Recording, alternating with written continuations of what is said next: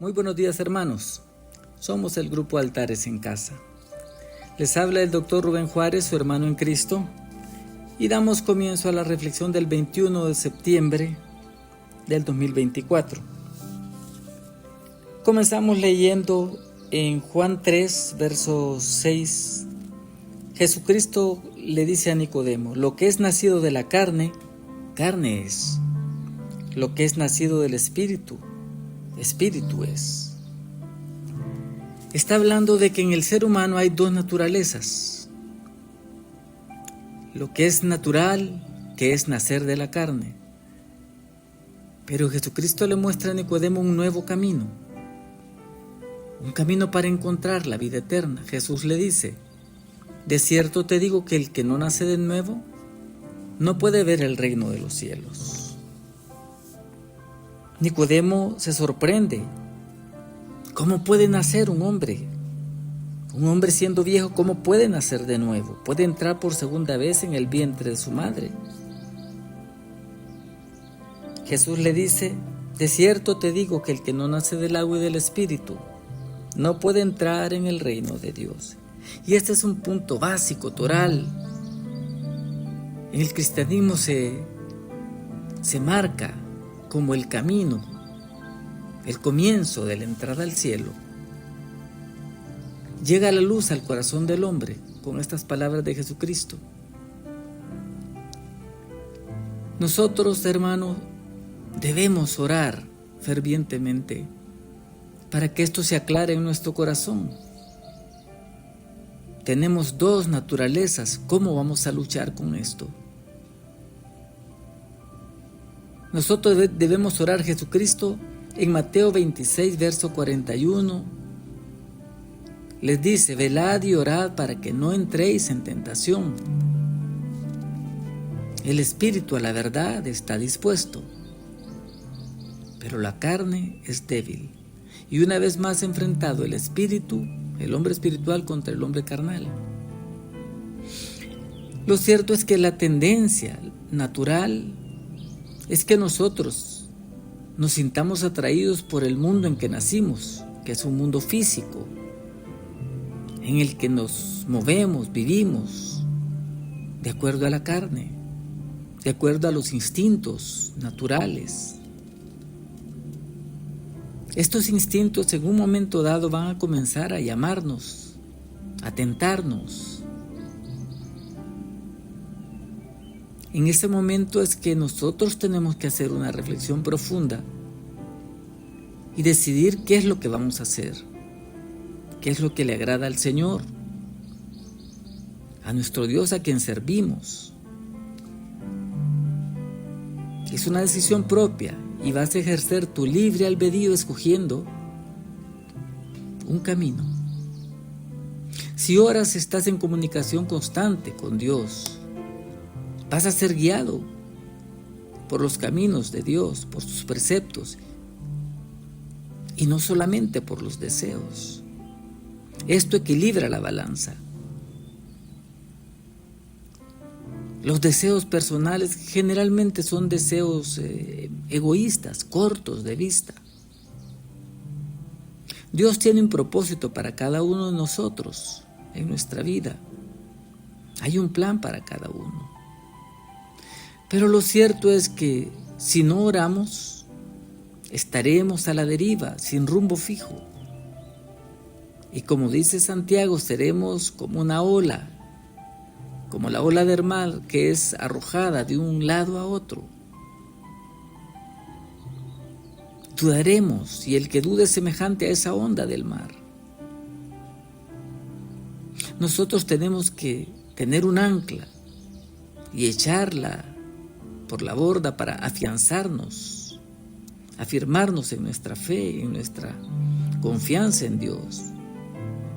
Cada vez que tengamos alguna disyuntiva, algún plan nuevo, un propósito nuevo, nos presentamos y los planes se ponen delante de Dios, a los pies del Señor. El Señor nos va a enseñar a esperar. A través de la oración vamos a desarrollar esta virtud cristiana, que es un fruto del Espíritu, paciencia, sin importar las circunstancias. vamos a desarrollar esa virtud, que es un fruto maravilloso de Dios en nosotros, la paciencia.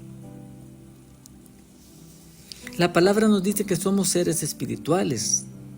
Una vez que recibimos a Cristo, recibimos el Espíritu Santo de Dios. Y solamente a través de la oración iremos creciendo en el conocimiento de nuestro Señor Jesucristo. Vamos a afianzarnos, hermanos, en este concepto del que hemos hablado, de las dos naturalezas. Leemos Romanos 7, verso 14. Porque sabemos que la ley es espiritual, mas yo soy carnal, vendido al pecado. Esto lo dice el apóstol Pablo, y comienza a describir una lucha intensa que se libra una vez que Cristo llega a nuestras vidas. ¿Ya todo está resuelto? No. Aquí es donde comienza la lucha del cristiano por permanecer fiel a Dios. Él describe esta lucha y dice: porque lo que hago no lo entiendo, pues no hago lo que quiero, sino lo que aborrezco, eso hago. Y si lo que no quiero esto hago, apruebo que la ley es buena. De manera que ya no soy yo quien hace aquello, sino el pecado que mora en mí. Y yo sé que en mí, esto es, en mi carne, no mora el bien, porque el querer el bien está en mí, pero no el hacerlo. Pasamos al verso 21. Así que queriendo yo hacer el bien, hallo esta ley, que el mal está en mí. Está diciendo: no entiendo lo que hago, dice Pablo. Debo entender que mi carne está manchada por el pecado, está vendida al pecado. Soy carnal y así me comporto carnalmente. Y la ley de Dios que me corrige es espiritual. Por eso fallo, porque no soy espiritual. La ley, dice Pablo, es contraria a mi naturaleza, una naturaleza que es mala. Nací con ella y aunque a veces logre disimularla, siempre está ahí y tarde o temprano saldrá a la luz. Verso 21, así que queriendo yo hacer el bien, hallo esta ley, el mal está en mí. Porque según el hombre interior me deleito en la ley de Dios, pero veo otra ley en mis miembros que se rebela contra la ley de mi mente y que me lleva cautivo a la ley del pecado que está en mis miembros. Pablo concluye: por eso fallo, soy carnal, me quedo solamente con querer ser mejor. Tengo el deseo de ser mejor, pero no puedo ser mejor, no lo logro. Y hallo una ley, que el mal está en mí. Miserable de mí, ¿quién me librará de este cuerpo de muerte?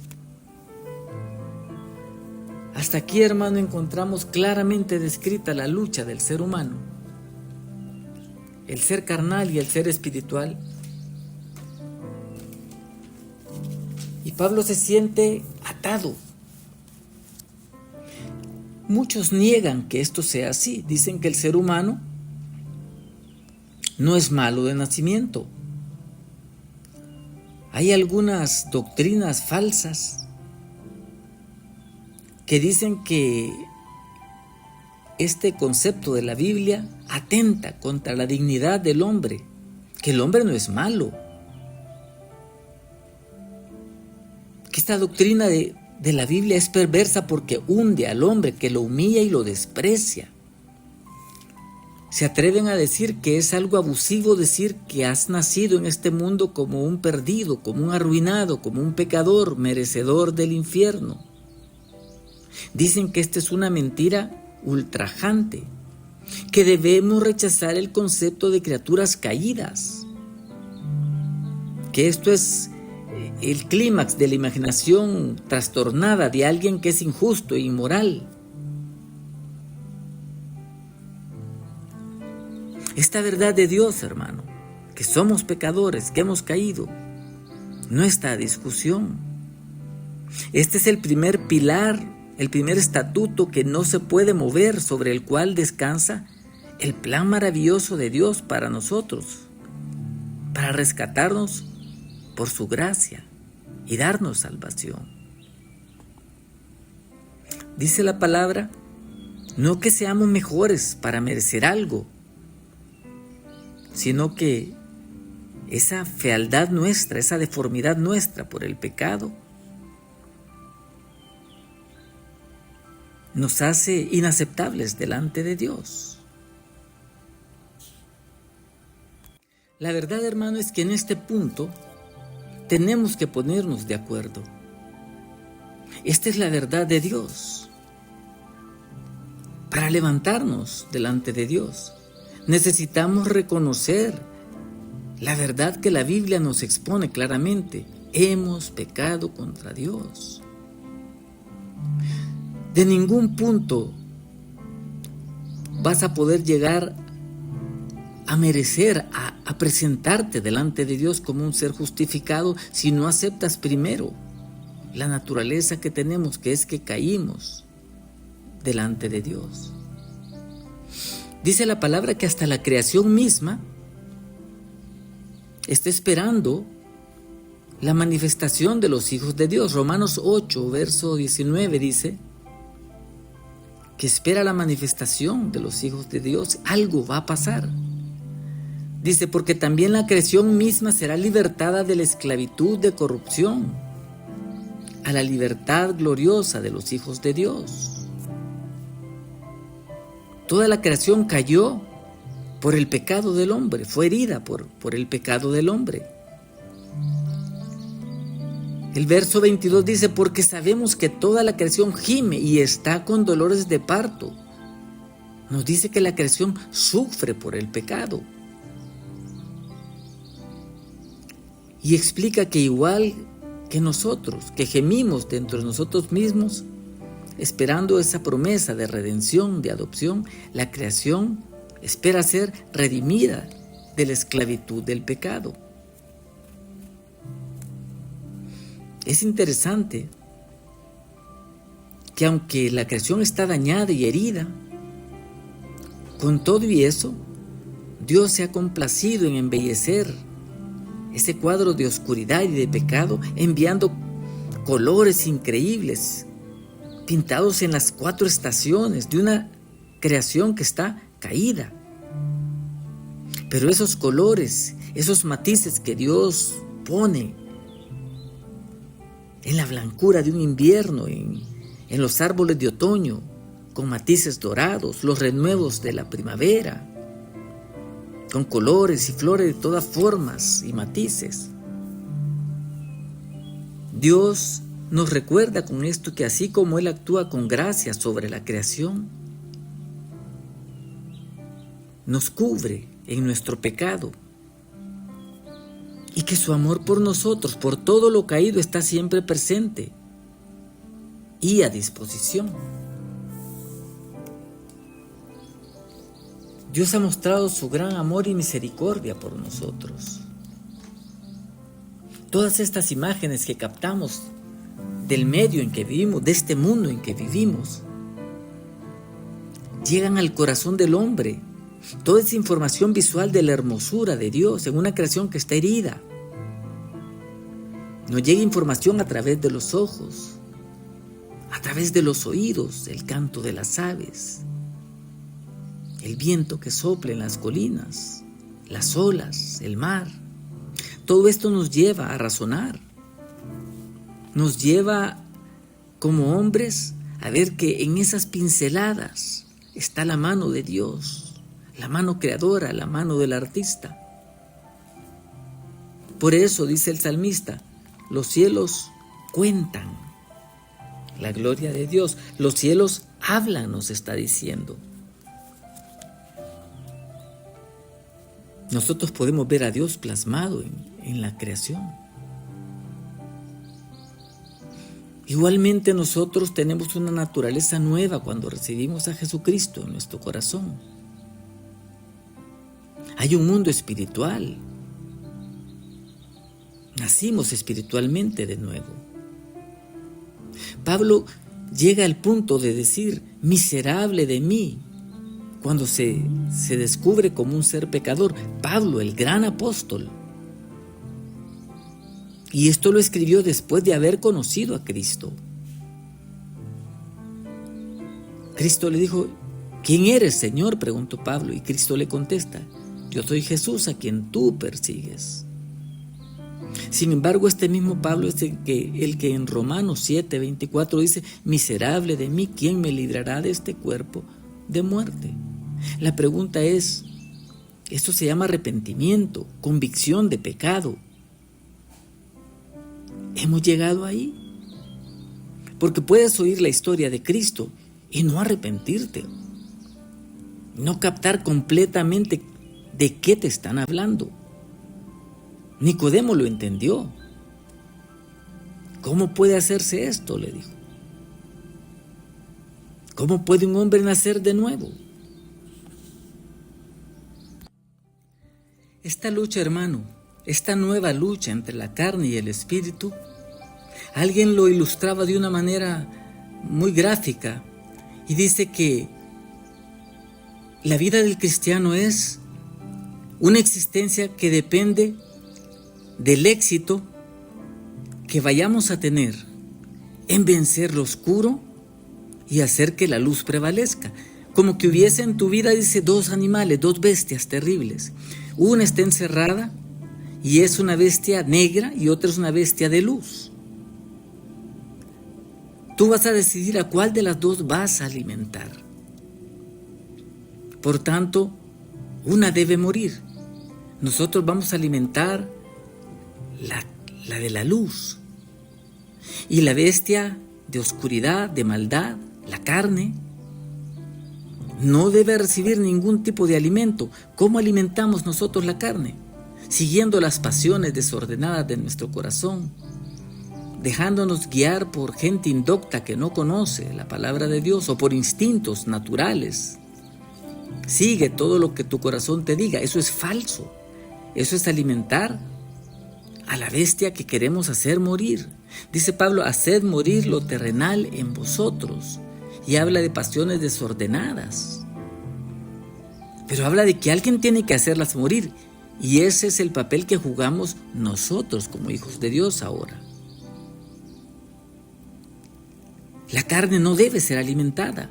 Lo cierto que va a estar en un momento moribunda y no va a tener poder a menos que nosotros la volvamos a alimentar y la traigamos a la vida. Pablo confesó su debilidad delante de Dios. Y cuando nosotros confesamos igualmente, estamos poniéndonos literalmente de acuerdo con Dios en cuanto al pecado en nuestra vida, que Dios tiene la razón.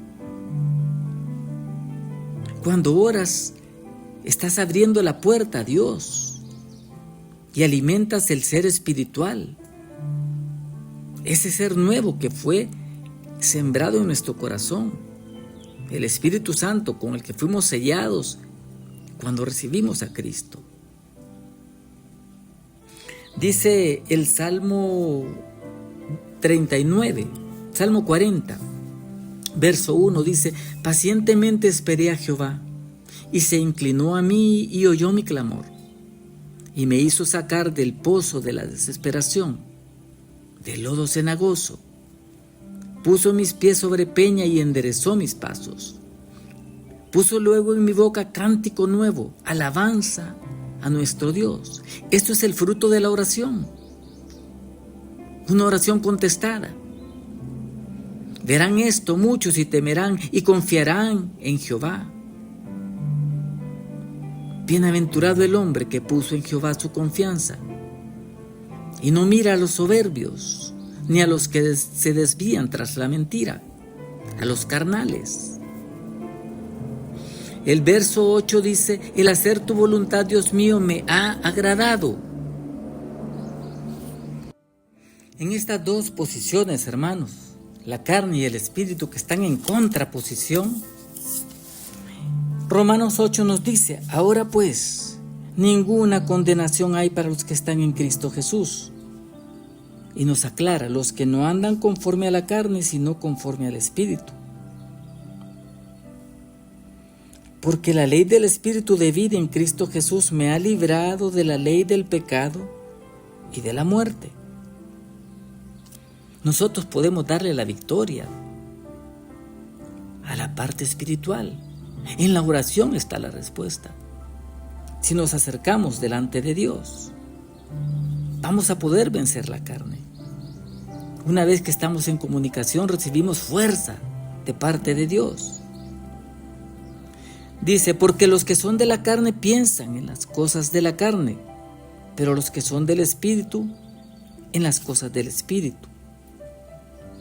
Porque el ocuparse de la carne es muerte, pero el ocuparse del Espíritu es vida y paz.